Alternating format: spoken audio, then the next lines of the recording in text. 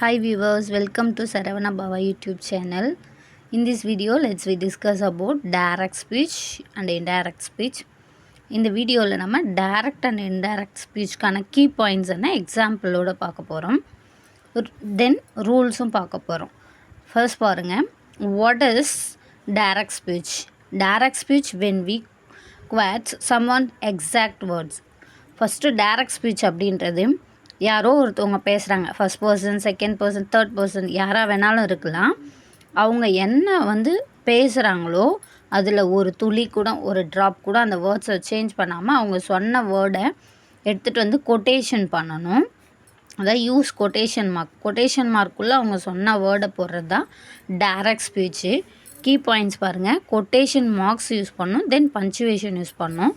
For example, Maria set quotation I love reading books. Maria சொல்கிறா அவளுக்கு book படிக்கிறது ரொம்ப பிடிக்கும் அப்படின்ட்டு, நேசிக்கிறாங்க அவங்க. ஐ love reading books.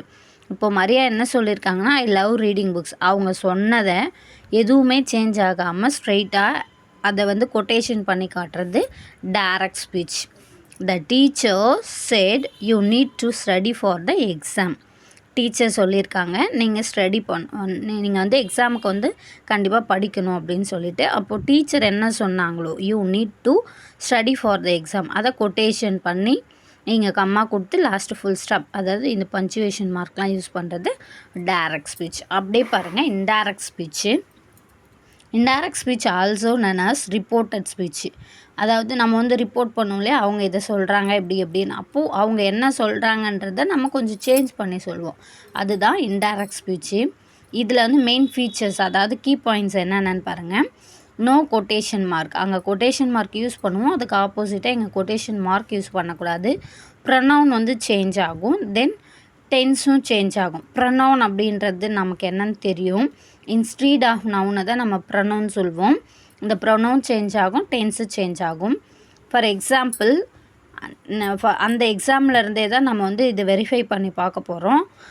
Maria set, அங்கே மரியா செட் இருந்துச்சு இல்லையா, அது பக்கத்தில் என்ன பண்ணோம், கம்மா போட்டோம். அந்த கம்மாவை ரிமூவ் பண்ணிவிட்டு தட் யூஸ் பண்ணணும். She loved reading books. இப்போது ஃபஸ்ட்டு என்னன்னு பார்த்தீங்கன்னா கொட்டேஷன் மார்க் எடுத்துட்டோம். அதாவது அவங்க சொன்ன வேர்டை கரெக்டாக நம்ம இது பண்ணலை. ஐ லவ் ரீடிங் புக்ஸ்னு கொடுத்துருந்தாங்களே, அதை நம்ம இங்கே என்ன மாற்றிருக்கோம், ஷீ லவ்ட. மரியான்றவங்க கேர்ளு, அதனால் இங்கே ப்ரொனவுன் என்ன யூஸ் பண்ணியிருக்கோன்னா ஷீன்ற வேர்டை யூஸ் பண்ணியிருக்கிறோம். கமாவை கேன்சல் பண்ணிவிட்டு தட்டுன்ற வேர்டை யூஸ் பண்ணியிருக்கோம், ரீடிங் புக்ஸ். ஸோ இந்த 3 ரூல்ஸுமே வந்துடுச்சு. ஃபஸ்ட்டு கொட்டேஷன் மார்க்கு ரிமூவ் பண்ணிட்டோம், ப்ரொனவுன் சேஞ்ச் ஆயிடுச்சு. மரியான்றதுக்கு இங்கே ஐ இருந்தது இல்லையா, அந்த ஐயை ரிமூவ் பண்ணிவிட்டு ஷீ, மரியான்றவங்க கேர்ளுன்றதால ஷீ யூஸ் பண்ணியிருக்கோம். தென் ப்ரொனவுன் சேஞ்ச் ஆகிடுச்சு. டென்ஸு பாருங்கள், reading books. I love reading புக்ஸ்ன்னு கொடுத்துருந்தாங்க இல்லையா, அப்போது லவ் அப்படின்றது லவ்டு பாஸ்ட் டென்ஸில் மாறி இருக்குது. ஓகேங்களா. நெக்ஸ்ட்டு பாருங்கள், the teacher said that we needed to study for the exam. Teacher சொல்கிறாங்க நீங்கள் படிங்கன்னு. லாஸ்ட் எக்ஸாமில் பார்த்தோம் இல்லையா, எக்ஸாம்பிளில் பாருங்கள், you needed study for the எக்ஸாம்னு கொடுத்துருக்காங்க.